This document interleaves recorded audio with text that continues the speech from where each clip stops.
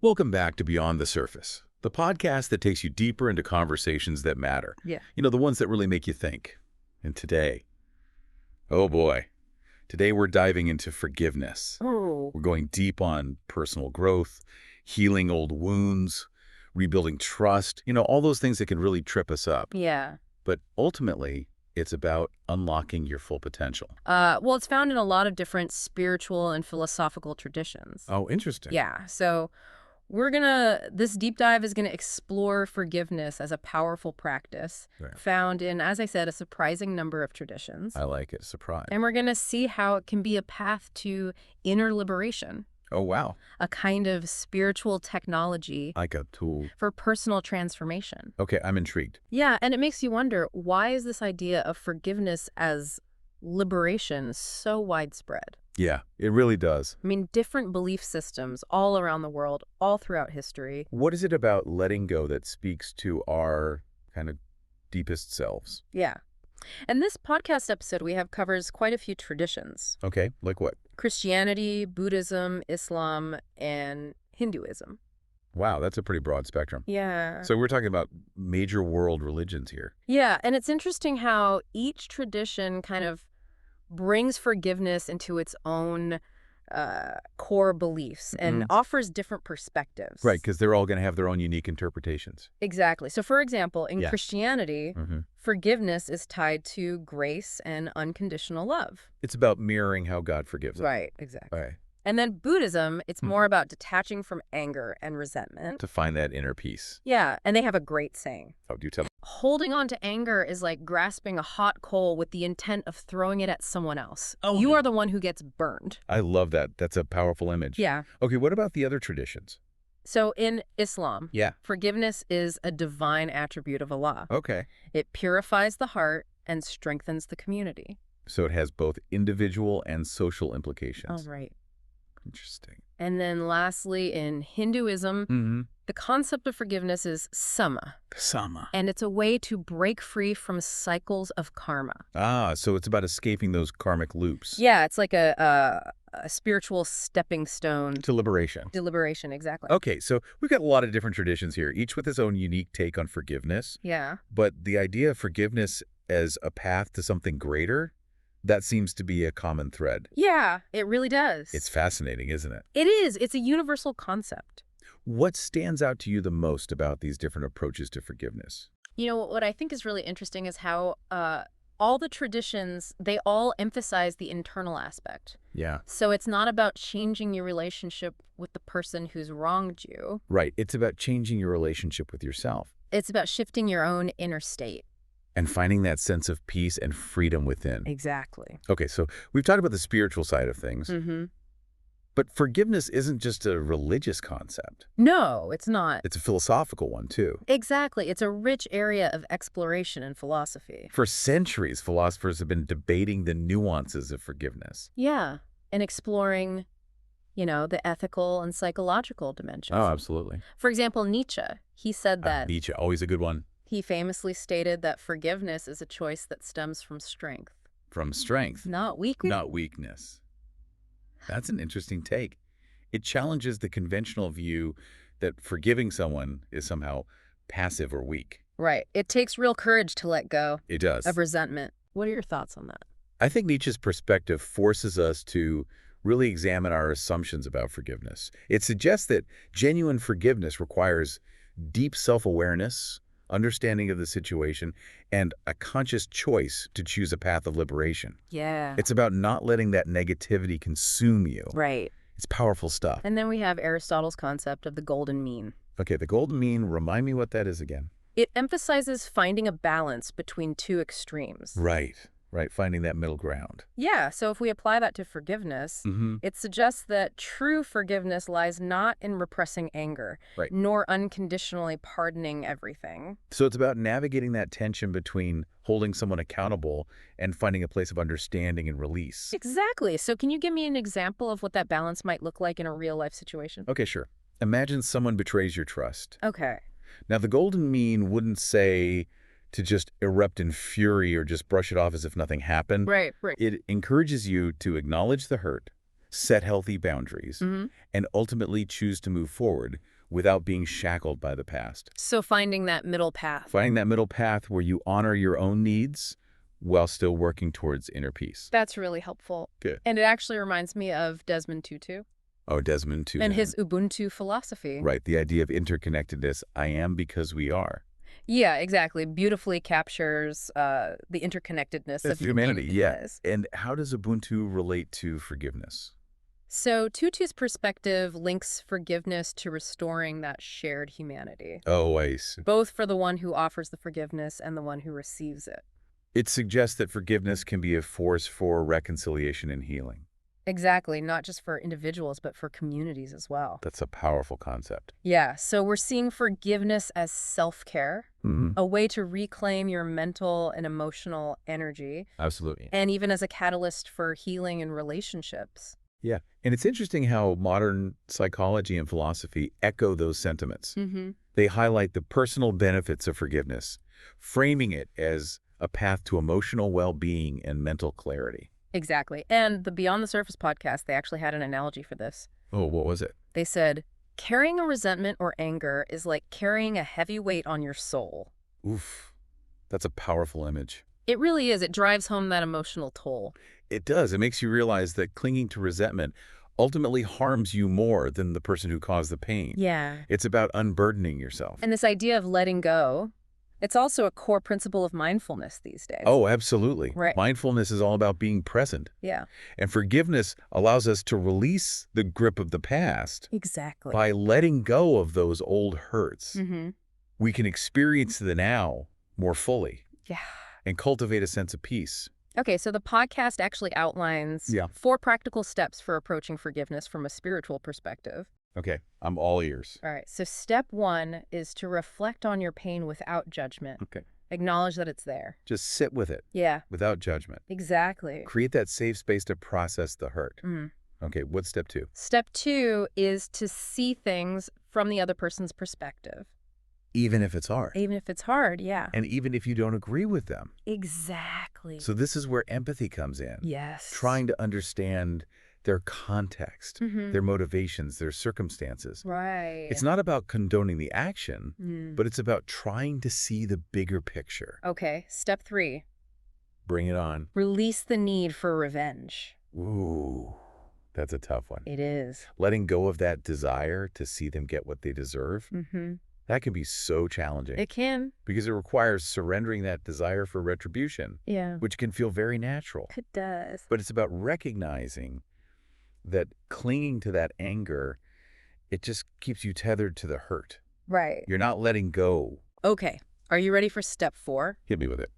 Offer a prayer or affirmation. Oh, okay. Something like, I release this pain and choose peace. I like that. It's like a ritual to solidify the letting go, Ah. setting an intention for healing. Exactly. And the podcast emphasizes that forgiveness is not a one-time thing. Oh, It's an ongoing journey. it's a process, not a destination. Right. There might be moments of relapse where anger or resentment resurface, Mm-hmm. And that's totally natural. yeah. The key is to acknowledge those feelings, learn from them, and just keep moving forward. And they also make it very clear that forgiving someone doesn't mean that what they did was okay. Right. It's not about condoning the behavior. Yeah, it means you're choosing to release the control it has over you. It's about reclaiming your power. Exactly. That's an important distinction. It is. Forgiveness doesn't erase the wrong. It transforms your relationship to it. It's Mhm. about reclaiming your emotional freedom. Okay, ready for one of my favorite quotes from the episode? Always. Forgiveness aligns us with our highest selves. Ooh, I like that. Whether you see it as a spiritual duty or just a path to peace, Yeah. it's about becoming the best version of yourself. It transcends any specific religious doctrine. Right? It speaks to that universal human desire for wholeness and peace. Exactly. So what are your initial thoughts as we start this exploration of forgiveness? Anything standing out to you so far? What strikes me is how complex this idea is, but how it seems to point us toward a more peaceful and fulfilling way of being in the world. Yeah, I think that's what makes it so fascinating. Mm, It's a journey worth taking, it really is. both for our own well-being Mm. and for the well-being of those around us. Exactly. As we're talking about this, you know what really sticks out to me? What's that? How forgiveness, it's usually seen as this vulnerable thing, Yeah. but it can actually be a source of power, Oh, absolutely. like real personal power. I'm glad you brought that up. Yeah. Yeah, because the Beyond the Surface episode really highlighted that. Yeah. It's something that we often forget about. Yeah. This power, it isn't about controlling others. It's about reclaiming your own authority. When you hold on to anger and resentment, you're basically giving the person who hurt you power over your emotions. Right, even if they're not physically there anymore. Exactly. It's like you're still letting them live rent-free in your head. Mm-hmm. So forgiveness, in a way, is an act of liberation. It is. It's breaking free from the grip of those past transgressions, Mm-hmm. reclaiming your emotional freedom.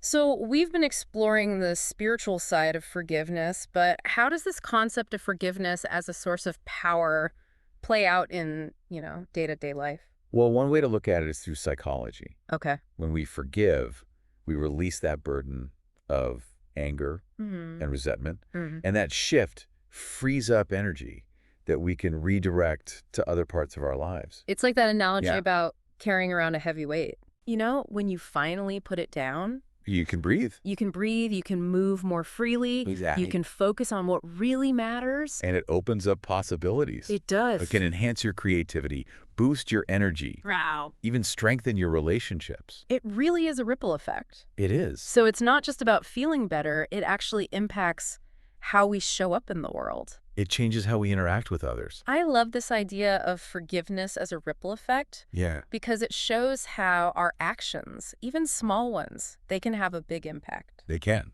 Okay, so I know some people listening might be thinking, this sounds great, but how do I actually do it? That's the million-dollar question. Yeah, how do you forgive someone who's really hurt you? It's one thing to understand it as a concept, Yeah. but putting it into practice, that's the hard part. So where do you even begin? Well, lucky for us, the Beyond the Surface podcast, Yeah. they offer some guidance. Okay. Remember those 4 practical steps? Yeah. They provide a framework for navigating this difficult process, Right. It feels more manageable than just being told to forgive and forget. which can be overwhelming. Yeah, it can. And it's a process, Mm-hmm. not a destination. Right. It takes time. It does. You might have setbacks, struggles, breakthroughs. Yeah. Even be patient with yourself. It sounds like learning a new skill. It is like learning a new skill. Don't become an expert overnight. Exactly. It takes practice. Patience and a Definitely. willingness to learn from your mistakes. You got it. You'll get frustrated, discouraged. You might even want to give up. But keep practicing. Keep coming back to those steps. Yeah. Trust yourself. So forgiveness is also an act of self-compassion. It is. It's about understanding that we're all human. We all make mistakes. We all get hurt. Yeah. We all deserve kindness. Especially from ourselves. Yeah, exactly. So we're acknowledging the shared humanity. Mhm. We're all capable of hurting and being hurt. And in that space of vulnerability Yeah. lies the potential for healing. Okay, so we've talked about the spiritual side, philosophical side, practical steps, psychological benefits. We've covered a lot of ground. As we move to the last part of our deep dive, what's the most crucial takeaway? What do you hope our listeners really grasp about forgiveness? I think the most important thing is that forgiveness is an act of love. Whoa. Love for yourself, recognizing your own worthiness of peace and freedom. Wow. And this is the hard part, it can also be an act of love for the person who hurt you. Love, even for them. Yes, recognizing their shared humanity, Mhm. their capacity for growth. It's not about saying what they did was okay. No, it's about choosing to approach the situation with love and compassion.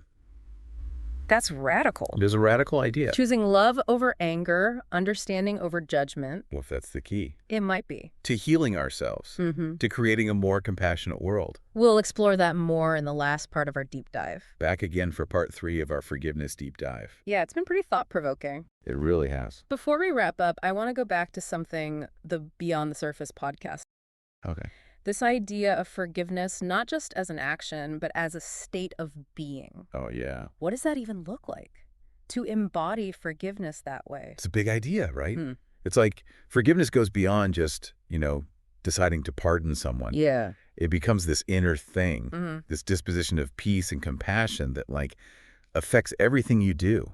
So it's not just about how you react in the moment, but it's how you see the world. Exactly. It changes your whole perspective. Hmm. Instead of seeing everything as a personal attack, you start to see the humanity in everyone. Even the people who've hurt you. Even them. Yeah, and I mean, It doesn't mean what they did was okay, no, not at all. but But, you're approaching it with an open heart. right, you're recognizing that people are complex. So someone who embodies this state of forgiveness, they just radiate peace. They would, wouldn't they? Like, Yeah. calm in the middle of a storm. Yeah. They might still feel anger, but they're not controlled by it. Okay, so how do we even start to cultivate this? It is a big change, but there are things you can do. Okay. Mindfulness is really powerful. How Well, so? by paying attention to your thoughts and feelings in the present moment, you become more aware of your patterns. So when someone wrongs you and you feel that anger? Exactly. Okay. You notice it. But you don't let it take over. Right. You Uh, observe it without judgment. Like watching waves on the ocean. Yes, exactly like that. They come and go. You don't get swept away. So we have a choice then. We do. We can choose to react with anger or... We can choose forgiveness. Exactly. We're basically rewiring our brains. We are breaking those old patterns Just and... creating new ones. Yeah. But what about when we mess up? It's going to happen. We're going to fall back into those old habits. Forgiveness is a journey. It's not a destination. Okay. There will be times when you struggle, when you feel those old wounds. It's okay. It is. It's all part of the process. So we need to be kind to ourselves. We do. We need self-compassion. Hmm. It lets us be gentle with ourselves through this whole messy process. It's important to remember, too, that forgiveness doesn't mean we're condoning what happened. No, it's not about letting anyone off the hook. It's about our own peace. Exactly. It's about choosing to move forward. With strength. With strength, yeah, and clarity. No longer weighed down by resentment. Right. It's about you, not them. It's freeing ourselves from the past. And choosing to live in a more peaceful present. I feel a sense of hope. Me too. Forgiveness is powerful. It really is. It can transform lives. Absolutely. It can transform relationships, communities, even the world. What if embracing forgiveness is exactly what we need I think you might be right. to create a better world for everyone? A more just, a more compassionate, a more peaceful world. Thank you for joining us on this journey, It's been a pleasure. exploring the spiritual side of forgiveness. And remember, everyone, this is just the beginning of the conversation. We encourage you to keep exploring, to keep digging deeper. Maybe research how different spiritual traditions approach forgiveness, or even reflect on your own experiences. Thank you for joining us on this deep dive. And if you're ready for more thought-provoking conversations, be sure to subscribe to Beyond the Surface for more deep dives. We'll catch you next time.